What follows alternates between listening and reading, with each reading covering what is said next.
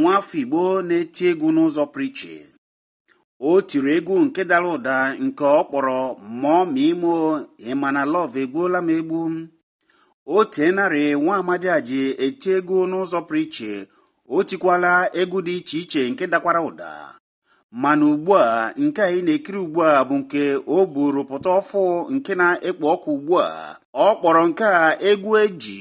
N'eziokwu nke a bụ egwu eji maka na Olliegee ma ihe ekwe na-akụ n'ihe gbasara iti egwu ma ọ bụ ịpịapụta nkwa n'ụzọ pụrụ. Olliegee bụ oti ịgba. Lekwanụ egwu eji nke si n'aka Olliegee nke ọ pịapụtara ọfụ na-ekpo ọkụ ugbu a. Kirie ya ka egwu anyị ka obi dị gị n'egwu a nke Olliegee Nwaguy tipụtara ugbu a. Lekwanụ egwu eji o.